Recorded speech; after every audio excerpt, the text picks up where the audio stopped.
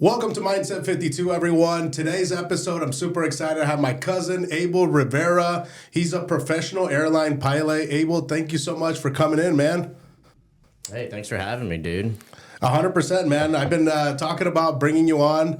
Your journey and everything that you've done with this industry is... it's something that draws my attention a lot. Since that one day that you took me on a plane ride, which completely changed my life, man. That trip was phenomenal. But today we want to talk a little bit about that industry, where you're at, what you're doing, how you came to be, how you got into the game, and just let everybody know a little bit about Abel and what you have going on. Let's talk about a little bit about your upbringing, where you come from. Everybody, obviously, you're my cousin. I know a lot about you, but everybody here probably doesn't. So we want to, if you want to start with that. Yeah, man. I mean, you might have to fact check me a couple times because you were a little bit older than me, so you kind of remember things a little better. But yeah, I was born in El Centro, California, and I think around the age of 2, if I'm not mistaken, we came out to Nebraska because your family was already out here, and I think your dad was talking to my dad about, it being a lot more jobs and different things like that. So they packed their bags, they came over here, and I recall you saying we lived in like God, was it an RV, a camper or something? All of us trailer. A trailer. Yeah, it was a trailer, yep. So, God, with both of our humble families beginnings. in there. Yeah, I was going to say, that's like, what, 8 of us in there? Maybe around there, yeah. I don't recall it, but I remember we came here and my parents never went back, and that was that, right? They ended up making their little beginning there, apartment, trailer park, and then into a house once my brother was born. But, dude, living in a small town, really enjoyed it. I think now that I talk to people that live in cities, I'm like, I don't know if I could be in a city and grow up in a city. I think being in such a small community was super helpful, especially coming from that immigrant background and not knowing English when you were a kid. So I think it was definitely huge, the support system there and everything. But yeah, I mean, other than that, and it was West Point, Nebraska, where we both grew up. Like you mentioned, I was a little bit older than you, but your family was so close to mine, and we were just such a close family. Especially because you are the same age as my little brother. Right. Little, not so little anymore. Yeah, but yeah, you guys 26 years old. 5 days apart. So you guys grew up like twins. It was awesome to see you grow up. You both grow up into what you guys are doing today. So. Growing up in West Point, was there ever a point where you thought that you were going to go into flight school or go into be a pilot or be anything with aviation? Oh, heck no, man. I mean, just growing up there, you're kind of just figuring things out, figuring yourself out. Yeah. And I think just growing up there in a very slow paced environment, I want to say, I wasn't really thinking of that. I felt like for the longest time I was going to be a computer programmer like my dad.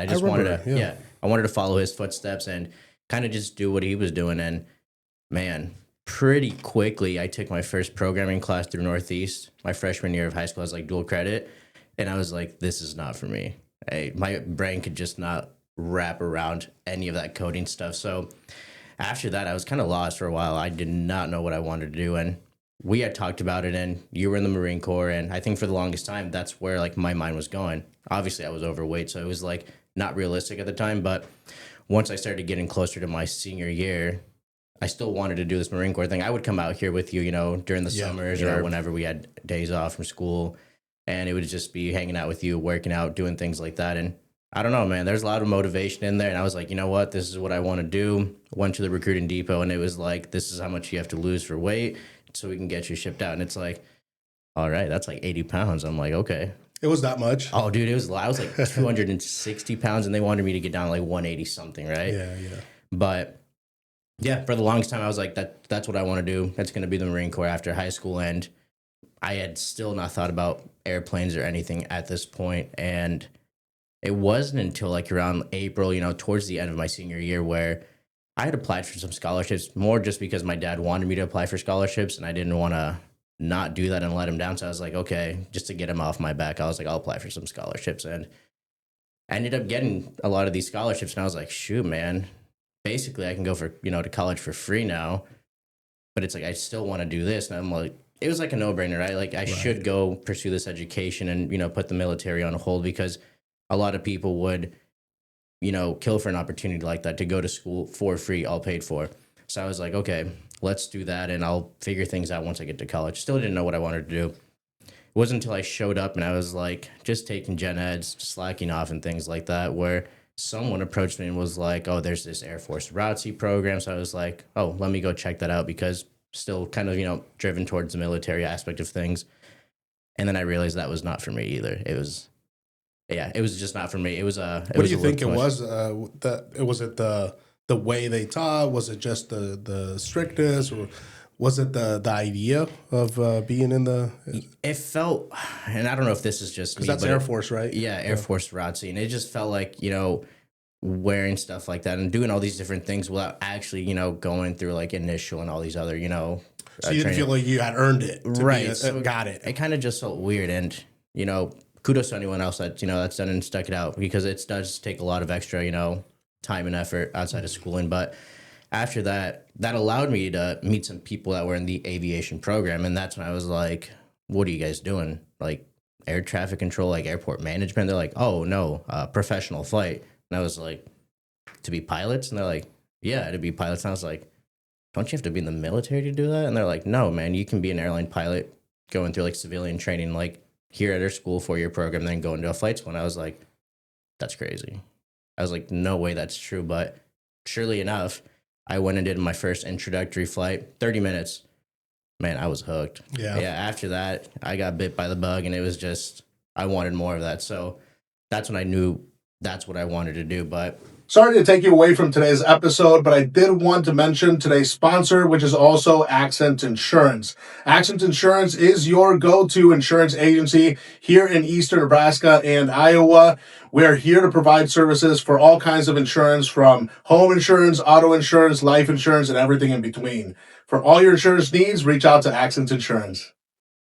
It's kind of funny how it plays out, because even as a kid, I remember going to Mexico maybe once or twice on an airplane, and you're walking out of the airplane, you see the cockpit, and you're like, whoa, that's a lot of buttons. It's intense, man. Yeah, and you're like, I didn't think anything of it at the time, but I was like, that'd be cool to know what every button did. But then it just went over my head. I was like, whatever. And there was always this like nostalgic feeling with the airplanes and the smell and the terminal and in the aircraft. I don't know if you guys know what I'm talking about, but I'd always love that. So at any time there was like an airplane trip coming up, I'd always be looking forward to that nostalgic, feeling. And sure enough, years and years later down the line, I ended up pursuing that same exact career to put me in that position, forever. So it's one of those careers where I've seen, from my perspective, being close to you, how much dedication it takes. Because it's not just, oh, I'm going to put some effort for the next year.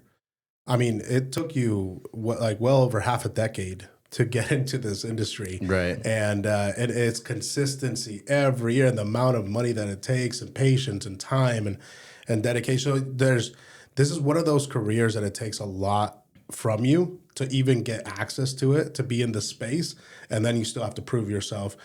Talk to me a little bit about that process, getting going, and were you aware of the length of the process, what it would take? Was that actually a challenge that you were looking forward to? Was this, because I know you like challenges. Your personality is very head on, head first. Right. No, dude, I did not know what I was getting into initially. To me, it was like, oh, it's just another 4-year program. It should be, I'm not going to say fairly easy, but fairly structured, and I'll just figure it out. Yeah, that first year, man, I slacked off pretty hard, and I was supposed to have my first license done, and I showed up to my advisor, slid my logbook, and there's only 5 hours on there. Oh my gosh, yeah. So, yeah, I got a good talking to, and, shout out to him, because he woke me up from the sleep that I was in, and he lit a fire under me, because he, what's the word that I'm looking for? Basically, he just, put me in my place and was like, you need to start looking at other career options. He was a no bullshit kind of guy. Exactly. Yeah, and I was like... Sometimes you need those people around, man. Yeah, man. And, I was sitting in there, taking it in the office, and then he was like, basically, I don't have to yell at you. You're an adult now. And I was like, yeah, I know. I was like, someone's got to do it. And that just led to another thing, where he's like, no one's got to do this. But no, thanks to him, because that just, motivated me to really pursue this and be like, well, I'm going to prove you wrong then. Like, I don't need to look for another career path. even though I know he was doing this all out of like, basically just trying to push me, and I appreciate that so much, and I'm thankful for him to this day. But yeah, after that, I started seeing how everything was going to play out. Basically, you're taking these courses in school, and they translate over to your flight training. And because I slacked off that first year, I was always basically a year behind on my like what I was learning, and then what I was flying. So I had to basically relearn as I flew again. Wow. But yeah, man. I mean, we've kind of talked about it before. There's your private pilot license, instrument rating, commercial license, and then you get your multi-engine flight instructor. There's a bunch of different So ratings many different and certificates, right? And yeah, I wasn't really sure what it was going to entail, but it does take a while, man. And I think I could have, probably finished this maybe in 4 years, but ended up taking that first year not too serious, and it turned into 5 years, which is okay. I learned a lot of things after that, but So the total 5 years. total of 5 Everything. years. And it was crazy because I want to say around my instrument rating, that's probably one of the tougher ones they say usually, because it's just a different way of thinking when you're flying. You're just using, your instruments and not looking outside when you're flying. So that's the one that I struggled the most with. Man, I can't even wrap my head around that. So you can't, while you're testing for that, you have to get used to just watching just the instruments, the gauges. Oh, yeah. You're wearing basically, imagine sunglasses that have like a little visor here. So you can't look Bro, no outside. way. And that's what you're doing throughout this flying. I guess, this is sort of preparing you for bad weather. Yeah, flying in clouds and all that stuff, coming down, to the runway, and then you break out of the clouds, once you get to like 200 feet, and boom, there's the runway. But you're just relying on your instruments. You can't see anything, right? Where you're going through the clouds and no, it's just white. It's like a blanket over you. Christ, Yeah, bro. I don't even... But it's not too bad because you have all the instrumentation that lets you know if you're straight and level, descending, climbing, turning, all these different things. But that was probably the toughest one for me, and that's the one that definitely was like my make or break point, because I had been told before where this is where a lot of students usually, flush out of the program. I'm sure. Yeah. And I was like, I can't be that bad. And then I got to the point where I was like, oh, this is pretty bad. Like, so I had to do a lot of extra work at home. I made a little simulator at home too. So I practiced a lot of my, things that I was doing in the actual flight deck at home. And then I hit this plateau, but finally overcame it and became the easiest thing ever. I don't know what happened just overnight, but yeah, man, it was a long 4-5 years, and it definitely paid off in the end for sure. And I kept always, telling myself, like, once I get to the end goal, it's going to be worth it. And just kept reminding myself and pushing myself and trying to, make my parents proud, make myself proud, and, all that stuff, and just be the first pilot in my family for sure. Phenomenal. Dude, I freaking love the story. And tell us a little bit about where you're at now. I want the people to hear a little bit about what you do and how you do it. Yeah. So right now I'm a captain at my airline, which is pretty insane to think about because, yeah, dude, it's insane to think about because I can't say I never pictured it, but even like when I went from being a student to a flight instructor, you get that imposter syndrome where you're like, am I the one that's supposed to be in this position, like teaching people how to fly? It's like, it just doesn't seem real. You know what I mean? It's like people trusted me and not even thinking about it. It's like, oh, this person has the knowledge and everything. And it's hard to believe in yourself sometimes. So now that I'm a captain, I had the same thing. I went from being a first officer to a captain, and throughout my training, and as a first officer, I was like, man, I don't know if I can be a captain, right? Because you see a lot of situations arise sometimes where you're like thankful that there was a captain next to you that knew what he was doing, and it makes you feel like, wow, could I have done that myself? And once I was going through training, I was, again, that same imposter, effect. A little where bit it of was self-doubt. Yeah, where it's like, am I ready to be a captain? Like, even though you have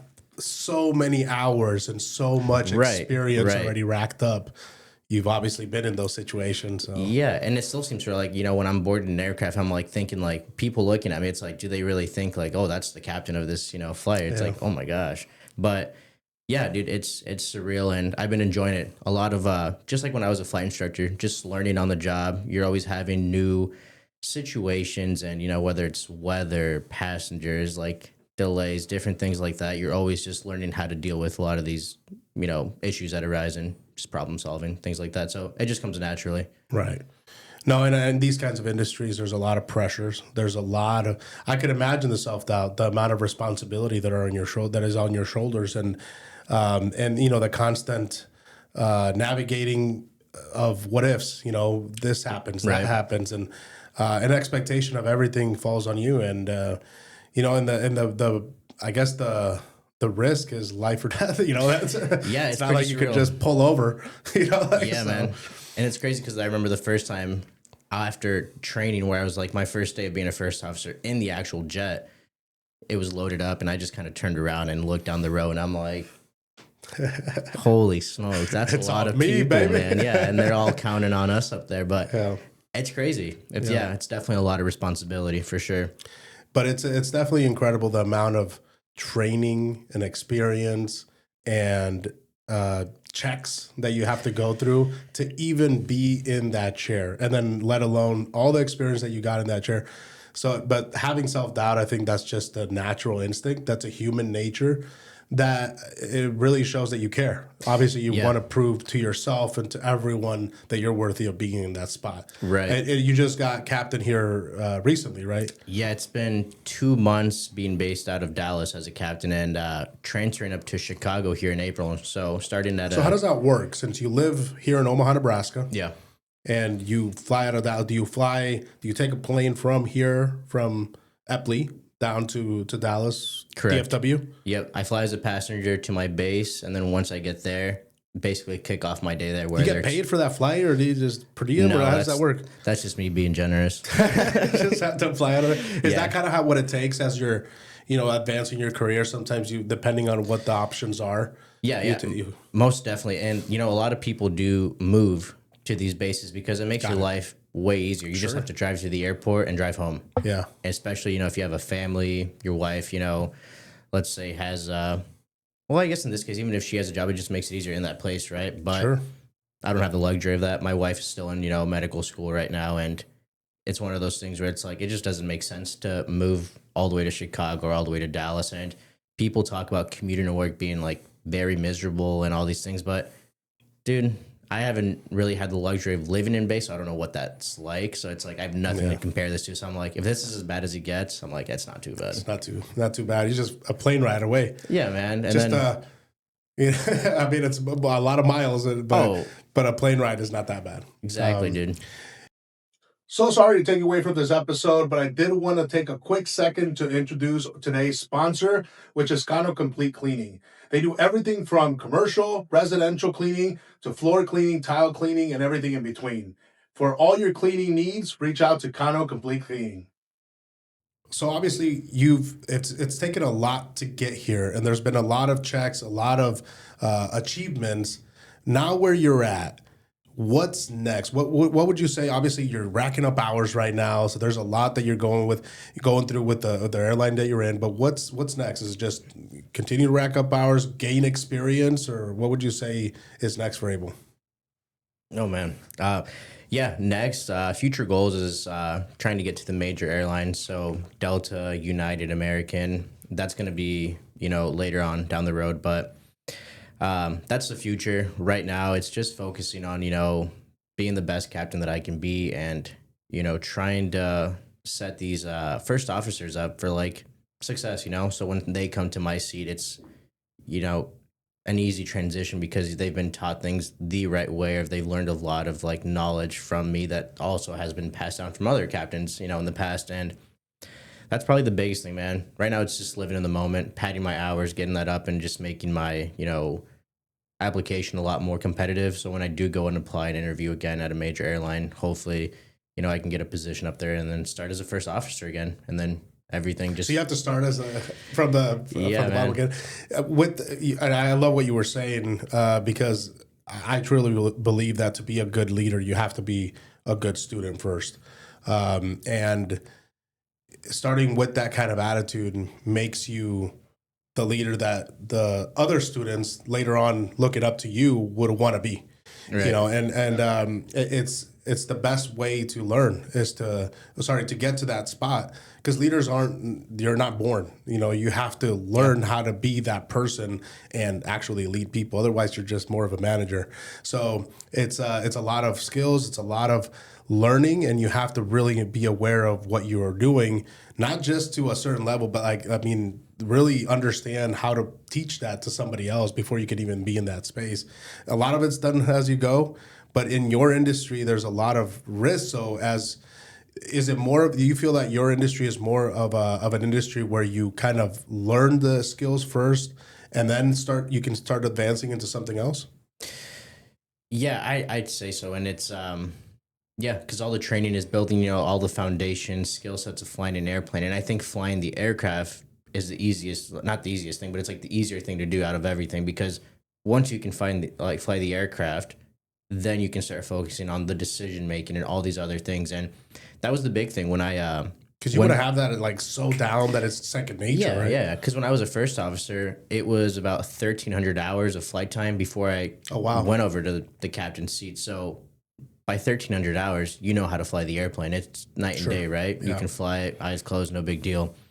Now you're coming over here and it's like, I can fly the aircraft, but now I have to deal with external factors, right? Different things, making sure that everything is going well, the flow of the operation, no delays. What are some of those factors that could come up? Yeah. Weather or what? Oh, yeah. Weather, passengers, delays. And then it's like, or it could even just be between crew, right? Issues between crew, other workers and everything. And yeah, it's crazy how it all just plays into it. Like little things where it's, there's weather between you and the destination, and maybe you get filed on a flight plan that just goes through the storm, and you're like, I don't know about that. So it's like calling dispatch and making sure, it's like, hey, this doesn't look good to me. Let's figure something out that works where it's like more comfortable, for me doing things like that. Or Chicago is having a really bad day. Delays are through the roof, and now I have to go talk to the passengers. And I've tried to do this recently where I go do face-to-face, on the actual passenger announcement because I think it makes it a little bit more like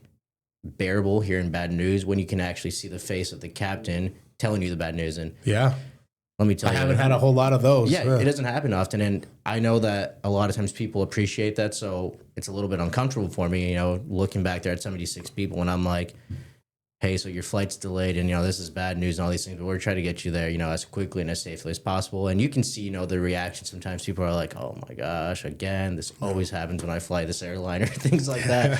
But sometimes there's nothing we can do. And it's just trying People like to complain too. Yeah. You just try to reduce the blow a little bit. And sometimes just seeing your face makes it a little bit more like easy to like hear the bad news. Palatable. Yeah. And then just giving them constant updates. And I've noticed this job is just basically problem solving, trying to use as many resources as I can, whether it's my first officer, my flight attendants, the gate agent, all my material.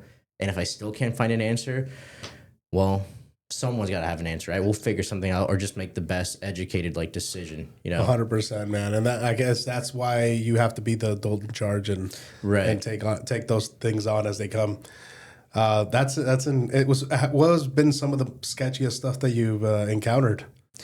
The weather or what? Sketchiest things as a captain or just like my whole career in general? Your whole career, yeah. You know what?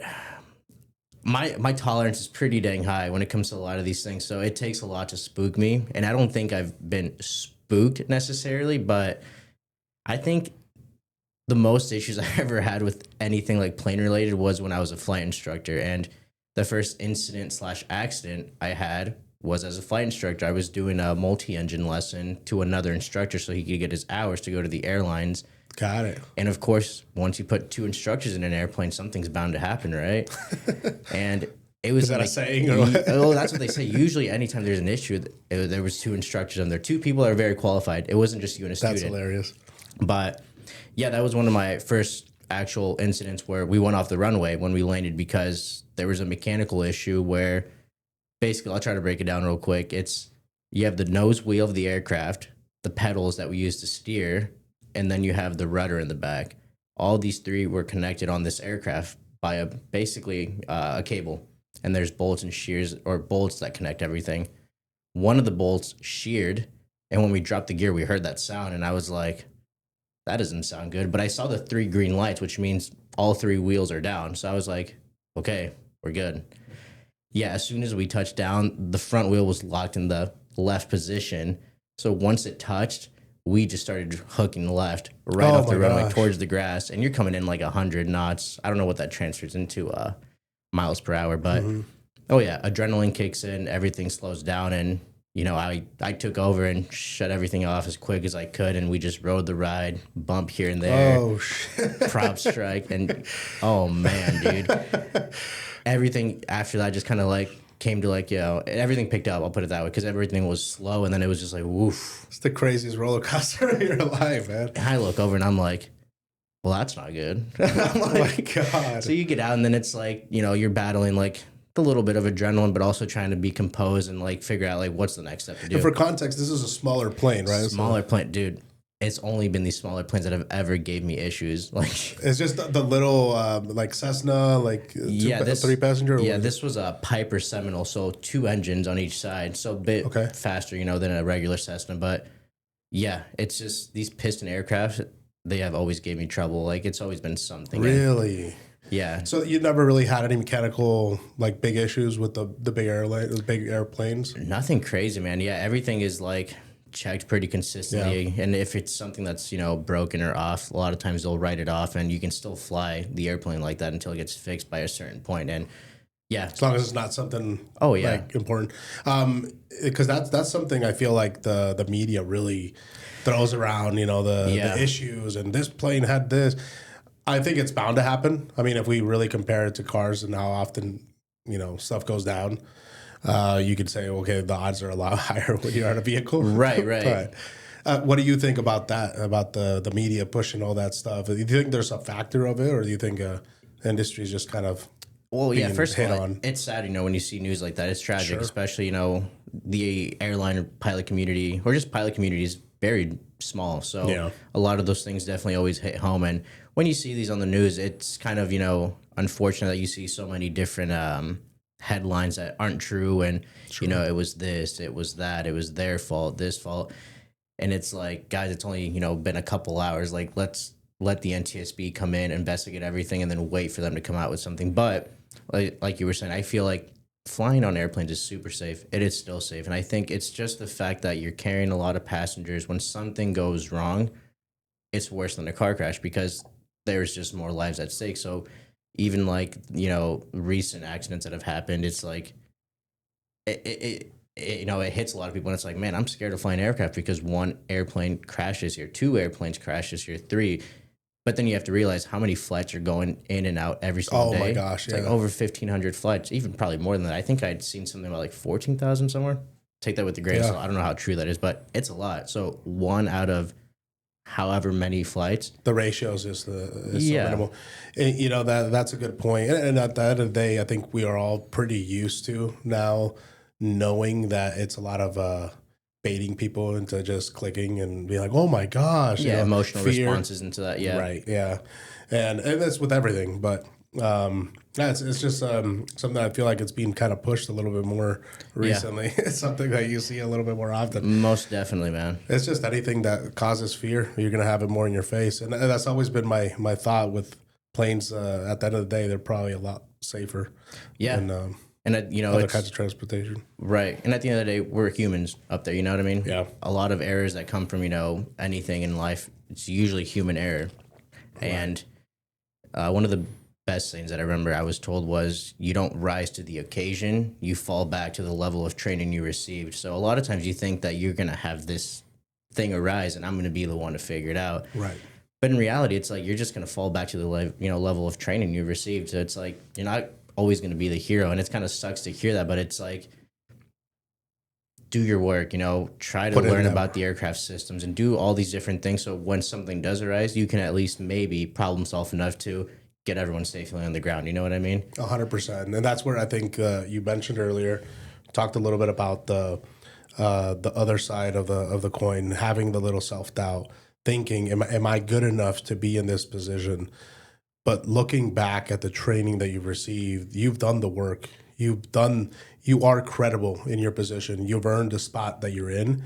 And it's not something that's just given, obviously there's so many checks before you even get to be in that spot to earn your credibility to move up to a captain. So it's an incredible journey, man. And I give you props for staying that course, being so dedicated, and being the position you're in now, as I'm sure in a lot of other aspects of your life, this is giving you knowledge and experiences where now you can take that and add it on to something different. Oh, 100%. The amount of patience, the amount of, everything, right? So because you deal with a lot of stuff on a daily. I want to bring in a little bit about your wife, Abby, and then she's in medical school right now.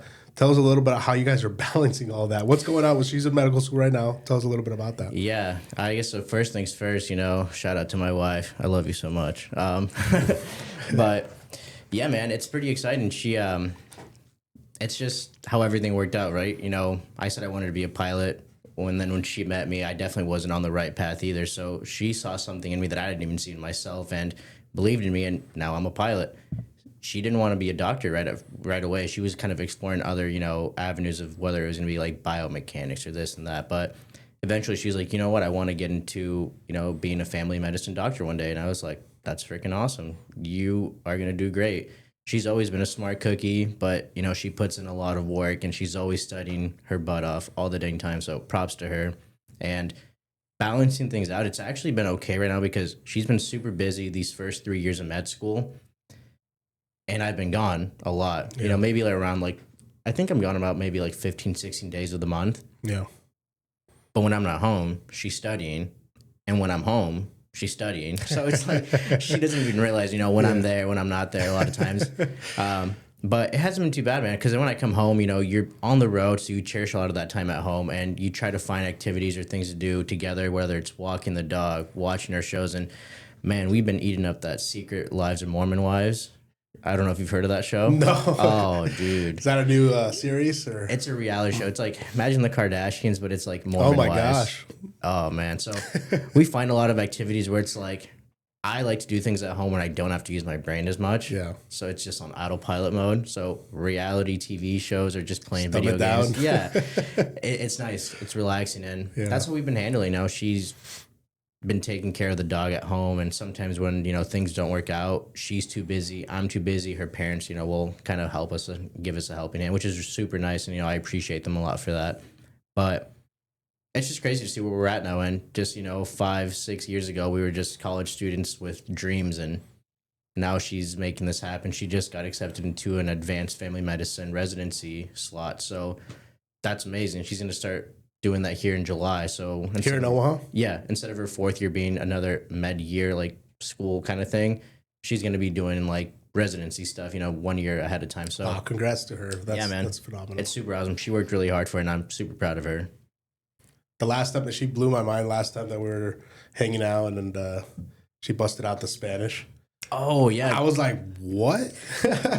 What? Yeah. That is incredible, man. That's some dedication. Well, what's crazy is most people look at her and they're like, oh, like, where are you from? They always think she's Hispanic or some type of, Latina. And then she's like, I'm white, I'm from here. Yeah. I'm from Omaha, Nebraska. So it throws people off. And then she speaks Spanish too. So she's fluent. She's very good with it. That's phenomenal. Yeah. That's a lot of work, man, in all aspects. And again, kudos to you guys for staying on top of it. I know it's not easy, right? Balancing everything out. And like you're saying, she has a lot of studying going on. She's a busy schedule, but she knows what she wants, and so do you. And it's awesome to see you guys grow into the people that you have been, and it'll be exciting to see and watch you guys grow into the next chapters of your life. Abel, thank you so much for joining me today, man. I appreciate you being here and giving your story, sharing with us a little bit about you and about your career. And again, I appreciate you, man. Thank you for joining me. Yeah, man. If anyone ever wants to reach out or anyone needs some guidance in, aviation, whether it's your kids, anything like that, definitely feel free to reach out to him. He can reach out to me, and we can get things squared away and just give you guys, like a better idea of what this career path, entails and what it takes to be an airline pilot.